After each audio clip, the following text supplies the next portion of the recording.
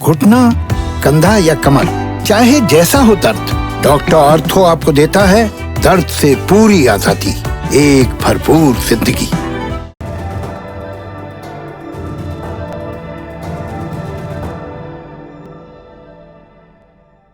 नमस्ते, मेरा नाम है प्रतीक्षा और आप देख रहे हैं दी लल्लन टॉप का इंटरनेशनल न्यूज बुलेटिन दुनियादारी। आज बात एक विवाद की जो चुनाव कराने को लेकर शुरू हुआ और फिर हिंसक संघर्ष में बदल गया। इस विवाद में एक देश अपने ही एक राज्य के खिलाफ आर्मी उतार चुका है। इस लड़ाई की आग दो पड़ोसी देशों को अपनी चपेट में ले चुकी है। दिलचस्प बात यह है कि उस देश के प्रधानमंत्री नोबेल पीस प्राइज जीत चुके हैं, लेकिन इस बार शांति की अपील को ठोकर मार चुके हैं। उन्होंने बंदूक की गोली के दम पर शांति लौटाने की शपथ ले ली है। यह सब कहां हो रहा है? ये हो रहा है ईस्ट अफ्रीका के देश इथियोपिया में। वो देश जिस पर कब्जा करने की चाहत लिए इटली आया और बुरी तरह हार कर वापस लौटा। वो हार इटली के लिए टीस बन गई। जब मुसोलिनी इटली का तानाशाह बना, उसने इस बदले को पूरा किया। 1936 में बेबाक इथियोपिया पर हमला किया, 3.5 लाख बेगुनाह नागरिकों को मौत के घाट उतार दिया।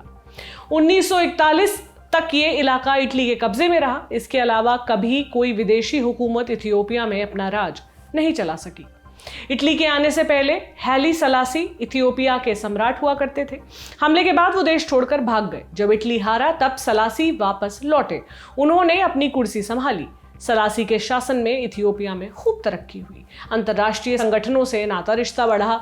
कुल मिलाकर वो अपने देश का भला करने में सफल हो रहे थे। लेकिन सलासी ने एक गलती कर दी, या यूं कहें एक गलत फैसला ले लिया। वो फैसला था इरिट्रिया पर हमला। ये नाम ध्यान में रखिएगा क्योंकि अभी वाले विवाद का एक हिस्सा इससे भी जुड़ता है। इरिट्रिया में समय समय पर आजादी की मांग को लेकर आवाजें उठती रही। 1974 के साल में इथियोपिया में तख्तापलट हो गया। सम्राट हैली सलासी जेल में गए और इथियोपिया जंग की आग में। सिविल वॉर और अकाल यहाँ के रूटीन में शामिल हो गए। नया शासन सोवियत संघ के इशारों पर चलता था। प्रोपेगेंडा और लाल आतंक का खूनी खेल चलने लगा। इसमें आम नागरिक पिस रहे थे। इससे निपटने के लिए विपक्षी दलों ने एक गठबंधन बनाया। नाम रखा Ethiopian people's revolutionary democratic front यानी EPRDF। इसमें 4 पार्टियां शामिल हुई: Tigray people's liberation front, Amhara democratic party, Oromo democratic party और southern Ethiopian people's democratic movement. इस गठबंधन में TPLF का दबदबा था। यह पार्टी टिग्रे प्रांत में बनी थी। TPLF फिलहाल टिग्रे में सरकार चला रही है। टिग्रे की उत्तरी सीमा इरिट्रिया से लगी है। खैर, EPRDF गठबंधन ने मिलकर तानाशाही सरकार गिरा दी। नया संविधान बनाया गया। 1993 में इरिट्रिया को आजाद कर दिया गया। लेकिन जमीन के एक टुकड़े को लेकर विवाद बना रहा। इस टुकड़े के लिए 1999 में फिर से लड़ाई शुरू हुई। इस लड़ाई में टिग्रे फ्रंट पर था और वहां की TPLF इसकी सबसे बड़ी हिस्सेदार। TPLF के लड़ाके इरिट्रिया वाले युद्ध में बढ़ चढ़ कर हिस्सा ले रहे थे। इसलिए आगे जब शांति समझौता हुआ तब उनको झटका लगा था। ये झटका तब लगा जब इरिट्रिया के साथ जमीन का विवाद सुलझा। जुलाई 2018 में इथियोपिया ने विवादित जमीन पर से दावा छोड़ दिया था। इसके पीछे दिमाग था नए प्रधानमंत्री एबी अहमद अली का। अली आर्मी में रह चुके थे। वो ओरोमो डेमोक्रेटिक पार्टी के मेंबर थे और सरकार में साइंस एंड टेक्नोलॉजी मिनिस्ट्री संभाल चुके थे। इस सीमा विवाद को सुलझाने के लिए एबी अहमद की खूब वाहवाही हुई। 2019 में इसके लिए नोबेल पीस प्राइज भी मिला। एबी अहमद बाहर वालों के लिए तो शांति के दूत थे, लेकिन उनके घर के भीतर फूट पड़ गई। ऐसा क्यों हुआ? दरअसल प्रधानमंत्री एबी अहमद ने नवंबर 2019 में EPRDF गठबंधन को भंग कर दिया। इसकी जगह एक नई पार्टी बनाने का ऐलान किया। उसका नाम रखा द प्रॉस्पेरिटी पार्टी। TPLF जो अब तक गठबंधन में चौधरी बनी हुई थी, उसने नई पार्टी में शामिल होने से मना कर दिया। इसके बाद वही हुआ जो होना था। केंद्र और TPLF के बीच ठन गई। इस तकरार में घी डालने का काम किया कोरोना संक्रमण ने। कैसे? इथियोपिया में अगस्त 2020 में आम चुनाव होने थे, लेकिन केंद्र सरकार ने कोरोना का हवाला देकर चुनावों को 2021 तक के लिए टाल दिया। TPLF ने विद्रोह कर दिया, कहा कि हम तो चुनाव करवाएंगे। वही हुआ भी। सितंबर के महीने में TPLF ने टिग्रे प्रांत में चुनाव करवाए। प्रधानमंत्री एबी अहमद ने इस चुनाव को अवैध घोषित कर दिया। TPLF ने आरोप लगाया कि प्रधानमंत्री राज्यों को कमजोर करने की साजिश कर रहे हैं। साथ ही धमकी भी दी कि टिग्रे के आंतरिक मामले में हस्तक्षेप का मतलब युद्ध होगा। उसी समय आशंका जताई जा रही थी कि यह तकरार बातचीत के जरिए शांत नहीं होगी। यह आशंका 4 नवंबर को सच साबित हो गई। उस दिन एबी अहमद ने ट्वीट पर कहा कि टीपीएलएफ ने सेना के एक बेस पर हमला कर हथियार लूट लिए हैं।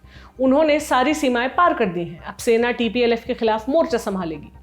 टीपीएलएफ ने आर्मी बेस पर हमले के आरोप को नकार दिया, लेकिन एबी अहमद ने इस सफाई को सुनने से इनकार कर दिया।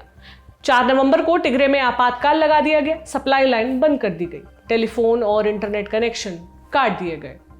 पूरे देश में तैनात आर्मी को टिगरे की तरफ कूच करने का आदेश मिला। आर्मी और टीपीएलएफ के बीच जंग शुरू हो गई। बेगुनाह लोगों के खून से जमीनें लाल होने लगी।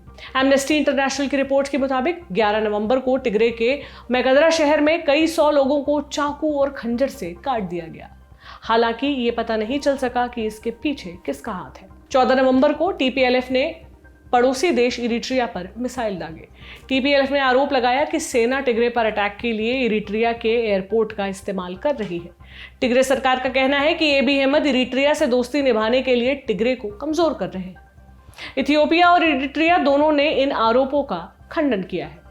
एबी अहमद का दावा है कि इथियोपिया की सेना अहम ठिकानों को अपने कब्जे में ले रही है। प्रधानमंत्री टीपीएलएफ के सरेंडर से कम कुछ भी नहीं मानने को तैयार हैं। उन्होंने यूएन की शांति की अपील को भी ठुकरा दिया है। टिगरे की आबादी लगभग 50 लाख है। इनमें से 20 लाख लोग यूएन की सहायता पर निर्भर हैं। लड़ाई की वजह से सप्लाई वाली गाड़ियां बॉर्डर पर फंसी हुई हैं। खाने के सामानों की भारी किल्लत है और ऊपर से सिविल वॉर का खतरा। लोग जान बचाने के लिए देश छोड़कर भाग रहे हैं। अभी तक की लड़ाई में सैकड़ों लोग मारे गए हैं। सूडान इस जंग से प्रभावित होने वाला दूसरा देश है।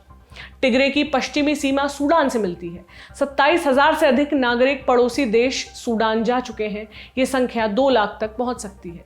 इस क्षेत्र में नया रेफ्यूजी संकट पैदा होने की आशंका बढ़ने वाली है।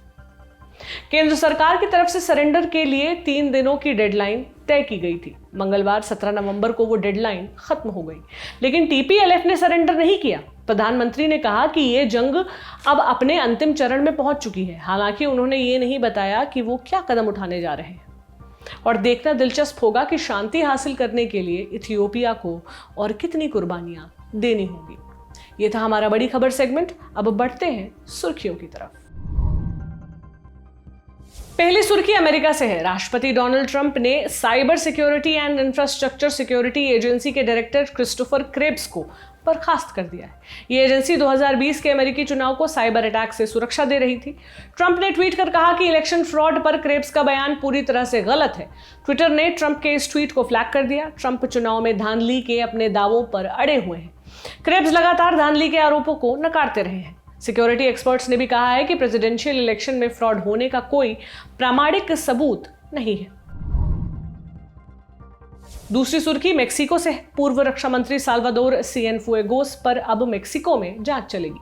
अमेरिका ने उनसे जुड़ा ड्रग ट्रैफिकिंग और मनी लॉन्ड्रिंग का केस बंद करने का फैसला किया है। हवाला संवेदनशील विदेश नीति का दिया गया है। अमेरिकी अधिकारियों ने सिएनफुएगोस को अक्टूबर में लॉस एंजलिस एयरपोर्ट पर गिरफ्तार किया था। वो अपने परिवार के साथ छुट्टी मनाने पहुंचे थे। साल्वाडोर सिएनफुएगोस 2012 से 18 तक मेक्सिको के रक्षा मंत्री रहे। इस दौरान उनके ऊपर एक खास गैंग को बचाने के आरोप भी लगे। आज की तीसरी सुर्खी पाकिस्तान से है। भारतीय नागरिक कुलभूषण जाधव को किडनैप कर पाकिस्तान को सौंपने वाला आतंकवादी मुल्ला उमर मारा गया है। मीडिया रिपोर्ट्स के मुताबिक पाकिस्तानी आर्मी ने उमर और उसके बेटे को बलूचिस्तान के तुर्बत में मार गिराया। मुल्ला उमर ईरान में मोस्ट वांटेड था। वो वहां पाकिस्तान के लिए काम कर रहा था। अब सवाल उठ रहे हैं कि पाकिस्तान ने अपने ही आदमी को क्यों मारा। पाकिस्तान मुल्ला उमर को मारकर क्या छिपाना चाह रहा है। ये थी आज की सुर्खियां। अब बात है तारीख सेक्शन की। आज है 18 नवंबर। इस तारीख का संबंध एक खप्त से है। खुद को खुदा मानने की सनक, जिसने एक दिन में 918 मासूमों की जान ले ली। इतिहास में पहली बार ऐसा हुआ जब एक अमेरिकी सांसद ड्यूटी पर मारा गया। ये कहानी है अमेरिकी धर्मगुरु जिम जोन्स की। 1931 की पैदाइश। बचपन में उसका कोई दोस्त नहीं बनना चाहता था। अकेले रहते हुए उसने किताबों से हाथ मिला लिया। दुनिया के तमाम नेताओं के बारे में पढ़ा। उसकी दिलचस्पी मार्क्सवाद में बढ़ती गई। दूसरे विश्व युद्ध के बाद अमेरिका ने साम्यवाद के खिलाफ मोर्चा खोल दिया। कम्युनिस्ट जानी दुश्मन बन गए। उनके साथ दोयम दर्जे का व्यवहार होता था। जिम जोन्स इससे चिढ़ता था। वो नस्ल भेद के खिलाफ भी था, लेकिन पारंपरिक चर्च वाले सिस्टम में बदलाव की गुंजाइश कम थी। समाजवाद की स्थापना का ख्याल तो दूर की कौड़ी था। फिर आया 1956 का साल। सैन फ्रांसिस्को में पीपल्स टेम्पल की स्थापना हुई। यह जिम जोन्स का अपना चर्च था, जहां उसके हिसाब से चीजें चलने वाली थी। जिम ने ऐसे लोगों को जोड़ा जो अपने अधिकारों से वंचित थे। उनको यूटोपिया का सपना दिखाया, यानी एक आदर्श समाज का सपना। धीरे धीरे लोग उसकी तरफ खिंचने लगे। उसकी पॉपुलैरिटी बढ़ती गई। उसका एक्सपेरिमेंट सफल हुआ। जिम को लगा वो कुछ भी कर सकता है। लोग उसके एक इशारे भर के मोहताज थे। हालांकि वो अभी भी अमेरिका की सीमा में था। उसके ऊपर अमेरिका का कानून लागू होता था। इससे बचने के लिए उसने नई जमीन तलाशी। ये जमीन थी गयाना में, सैन फ्रांसिस्को से 7,350 किलोमीटर दूर। 1977 में पीपल्स टेम्पल गयाना के जंगल में एक 4 दीवारी के अंदर शिफ्ट कर गया। इसको जोन्सटाउन का नाम मिला। जिम जोन्स ने अपने फॉलोअर्स को एक झूठा सपना दिखाया था। उसने कहा था कि वो जगह स्वर्ग से भी सुंदर है। वहां ना तो मच्छर है और ना ही सांप। खाने पीने की कोई कमी नहीं। और तो और वहां का टेम्परेचर हमेशा एक समान रहता है। बस एक शर्त थी, वहां से लोग बाहर नहीं जा सकते थे। हकीकत कुछ और थी। जोन्स एक मॉडल सोसाइटी बनाना चाहता था। उसने लोगों पर सख्त पाबंदियां लगाई। वहां का नियम बन गया, जीना है तो जिम जोन्स के कहे अनुसार रहो।